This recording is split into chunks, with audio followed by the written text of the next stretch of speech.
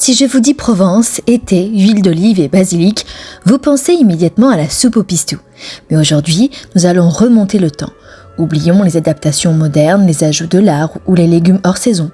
Nous allons revenir aux sources mêmes de ce monument de la gastronomie méditerranéenne en nous plongeant dans une référence absolue, la recette originale de Jean-Baptiste Reboul, tirée de son célébrissime ouvrage La cuisinière provençale, paru en 1897.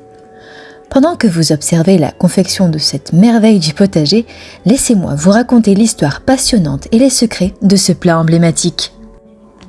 On imagine souvent que la soupe au pistou est une pure création 100% provençale née sur notre territoire.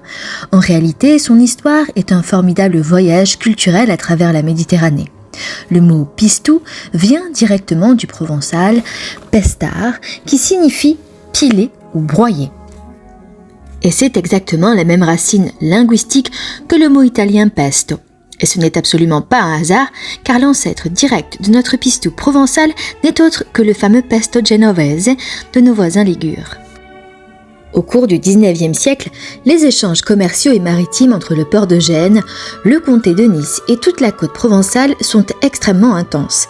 Les travailleurs, les marins et les familles italiennes qui s'installent en Provence apportent dans leur bagage cette sauce crue emblématique préparée au mortier avec de l'ail, du basilic frais, du fromage et de l'huile d'olive.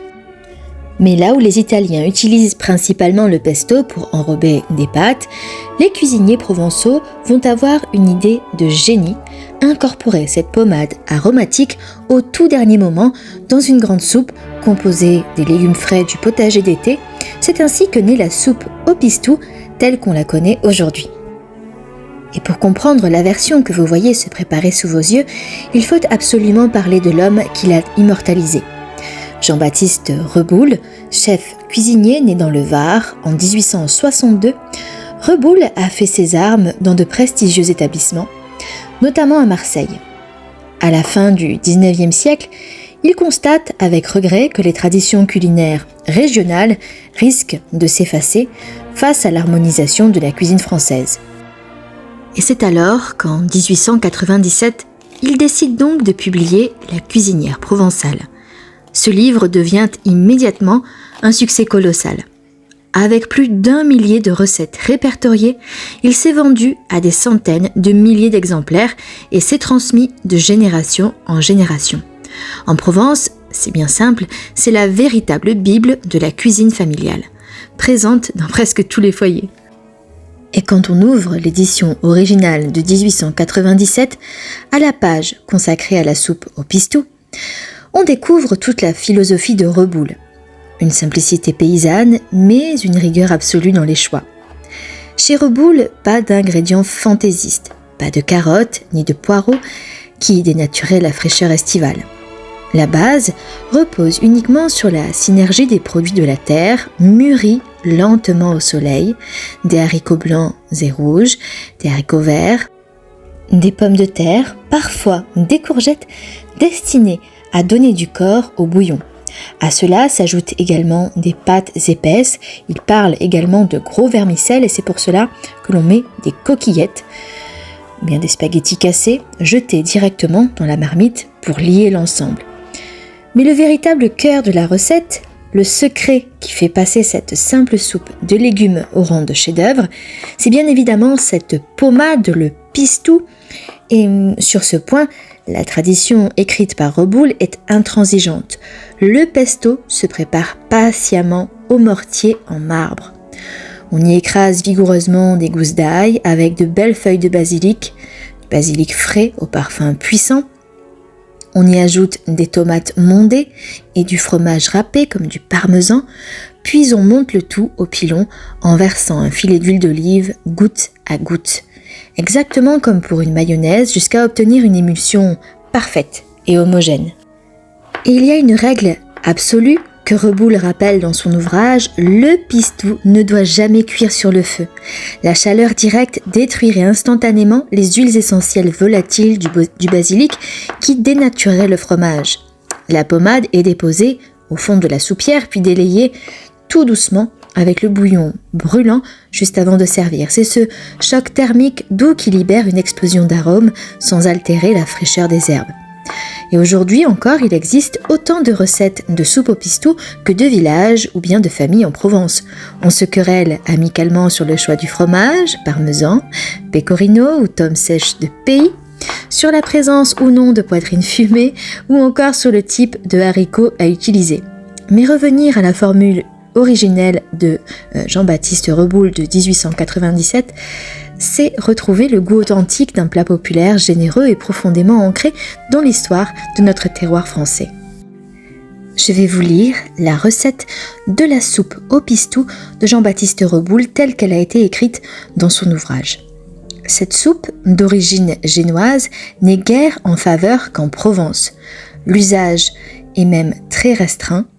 Mettez dans une marmite 2 litres d'eau avec 1/2 kg de haricots verts coupés en petits dés, 3 ou 4 pommes de terre émincées, 2 tomates épluchées et hachées, assaisonner et laisser cuire.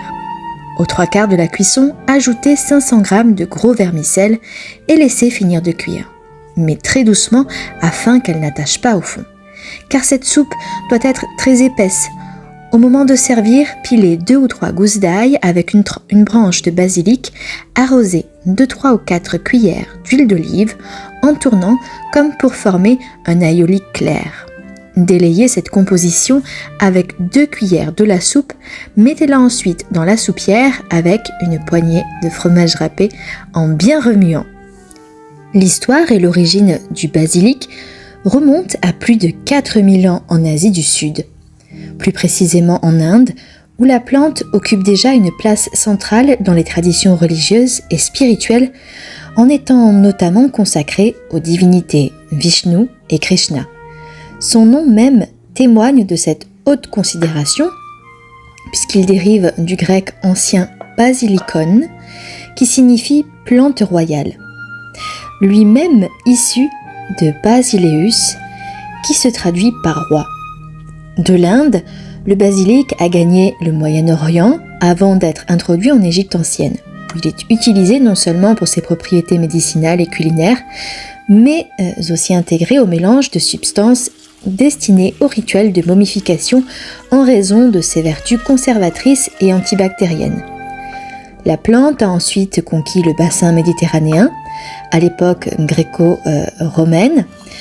Bien que les Romains et les Grecs anciens lui aient voué un culte paradoxal, partagé entre des superstitions parfois sombres et l'utilisation de ses feuilles comme symbole d'amour et de sincérité, c'est véritablement à la fin du Moyen-Âge et durant la Renaissance que le basilic s'implante durablement en Europe occidentale, l'Italie jouant un rôle pionnier dans sa réputation gastronomique en s'intégrant profondément dans la culture culinaire de la Ligurie voisine dont je vous parlais.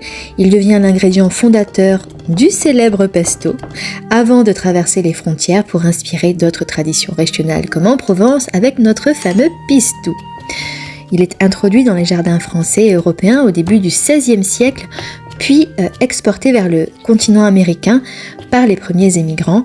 Le basilic s'est ainsi métamorphosé au fil des siècles d'une herbe sacrée d'Orient en un incontournable absolu des cuisines baignées de soleil. L'ancêtre direct de la soupe au pistou provençal est le minestrone à la Ligure. Originaire de la région de Gênes en Italie, dont l'histoire plonge ses racines dans la tradition culinaire paysanne de cette bande côtière, où les habitants préparaient dès le Moyen-Âge une soupe de légumes frais de saison agrémentée de basilic et d'un condiment pilé.